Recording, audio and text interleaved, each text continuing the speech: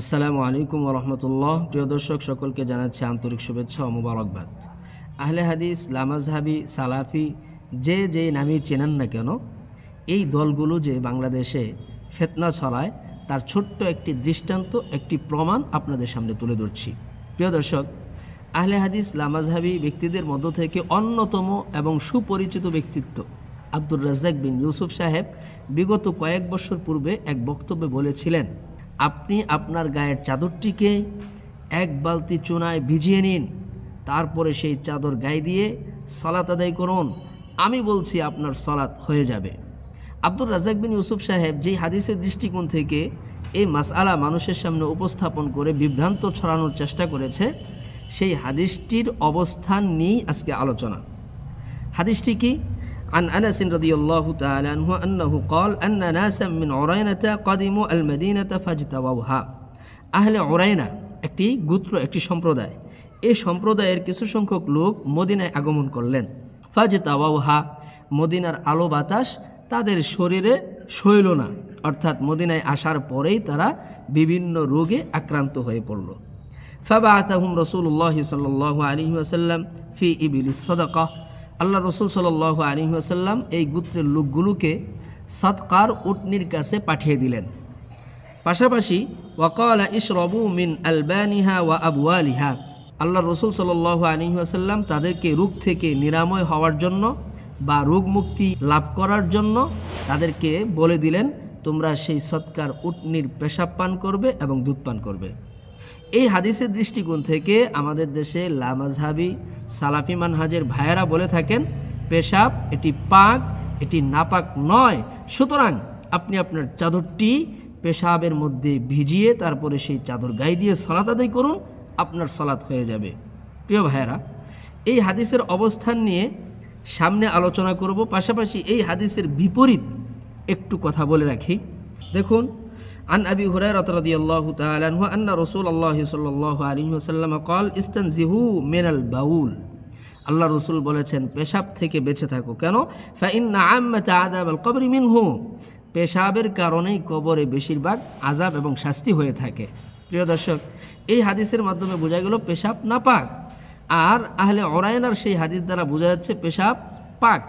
এখন এই দুই হাদিসের মধ্যে যে একটা তাআরুজ, একটা সাংঘর্ষিকতা, এই সাংঘর্ষিকতা যদি আপনি না বুঝেন, ভাঙতে না জানেন এবং ভাঙার বিষয়বস্তুটা না শোনেন, তাহলে আপনি নিজেও বিভ্রান্তির মধ্যে পড়ে যাবেন। এখন এই দুই হাদিসের মধ্যে যে একটা সাংঘর্ষিকতা, এটা ভাঙব কিভাবে? দেখুন, এই ভাঙার পূর্বে আরও একটা হাদিস শোনাই যে পেশাব যে নাপাক। عن ابن عباس رضي الله تعالى عنه أن النبي صلى الله عليه وسلم مر على قبرين। পেশাব নাপাক, আর এই নাপাক বিষয়বস্তু শরীরে লেগেছে, বেশি একটা গুরুত্ব দেয়নি, পরবর্তীতে মারা গেছে, কবর আযাব হয়েছে। দেখুন, ইবনে আব্বাস রাদিয়াল্লাহু তাআলা আনহু থেকে বর্ণিত, আল্লাহ রসুল সাল্লাল্লাহু আলাইহি ওয়াসাল্লাম দুটি কবরে পাশ দিয়ে যাচ্ছিলেন। ফাকালা ইন্নাহুমা ইউআযযিবানি ওয়া মা ইউআযযিবানি ফি কাবীরিন। আল্লাহ রসুল বললেন যে উভয় কবরে আযাব হচ্ছে এবং বড় কোনো কারণে আযাব হচ্ছে না, ছোট ছোট দুইটি বিষয়ের কারণে আযাব হচ্ছে। এক নম্বর কি? আম্মা হাদা ফাকানা লা ইস্তাতিরু মিন বাউলিহি। পেশাব করতো, মাঝখানে কোনো অন্তরায় দাঁড় করাতো না, অর্থাৎ পেশাব সরাসরি ডাইরেক্টলি শরীরে বা কাপড়ে লাগতো, আর সেই কাপড় নিয়েই নামাজ আদায় করতো। দুই নম্বর কি? ওয়া আম্মা হাদা ফাকানা ইয়ামশি বিন নামিমা। যেই ব্যক্তি দুনিয়াতে চুগলখুরি করে বেড়াইতো, চুগলখোর, এই বাড়ির কথা সেই বাড়ি, সেই বাড়ির কথা সেই বাড়ি, এরকম লাগাইতো যারা, এই শ্রেণীর লোকগুলোর কবরে আযাব হয়, তাই এই লোকটার কবরে আযাব হচ্ছে। প্রিয় দর্শক, এখানে আমাদের মহল্লে ইস্তেশাদ আলোচ্য বিষয় হচ্ছে কি? পেশাব। পেশাব নাপাক বলেই কিন্তু কবরে আযাব হচ্ছে। তাহলে দুইটি হাদিসের মাধ্যমে বুঝতে পারলাম পেশাব নাপাক, আর একটি হাদিসের মাধ্যমে বুঝতে পারলাম পেশাব পাক। এখন আমাদের এই দুই হাদিস দিয়ে ওই হাদিসটাকে আমাদের অবস্থান জানতে হবে। ওই হাদিসের অবস্থান কি? যে আহলে উরাইনার যে হাদিস, এই হাদিসটি মানসুখ। আবু হুরায়রা এবং ইবনে আব্বাস রাদিয়াল্লাহু তাআলা আনহুমার যে হাদিস, এটি হচ্ছে নাসিখ।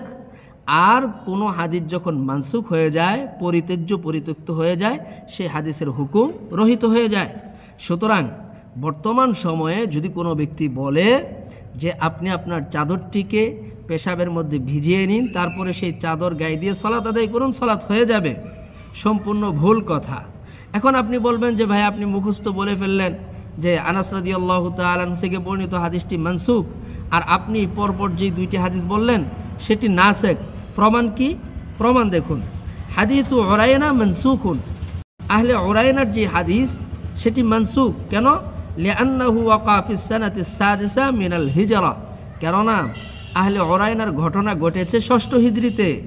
ওয়া হাদিসু আবি হুরায়রা, আর আবু হুরায়রা রাদিয়াল্লাহু তাআলা আনহুর যে হাদিস অর্থাৎ ইস্তানজিহু মিনাল বাউল, এটি ৬ষ্ঠ হিজরির পরে। তাহলে বোঝা গেল আহলে উরায়নার ঘটনাটা ৬ষ্ঠ হিজরিতে ঘটেছে, আবু হুরায়রার হাদিস ৬ষ্ঠ হিজরির পরে এসেছে। সুতরাং বোঝা গেল যে আহলে উরায়নার ঘটনা সম্বলিত যে হাদিস এটি মানসুখ, আর আবু হুরায়রা রাদিয়াল্লাহু তাআলা আনহুর হাদিস নাসেখ। নাসেখ মানসুখ যখন একত্রিত হয় তখন নাসেখ অনুযায়ী আমল করতে হয়, মানসুখ অনুযায়ী আমল করা যায় না। এই বিষয়বস্তুর মাধ্যমে সুস্পষ্ট বোঝা গেল যে আমাদের সালাফি মানহাজের ভাইয়েরা যেই মাসআলা দিয়ে থাকেন সেটি ভুল। আজকে এ পর্যন্তই, ভালো থাকবেন। ভিডিওটি ভালো লাগলে অবশ্যই সাবস্ক্রাইব করে পাশে থাকবেন।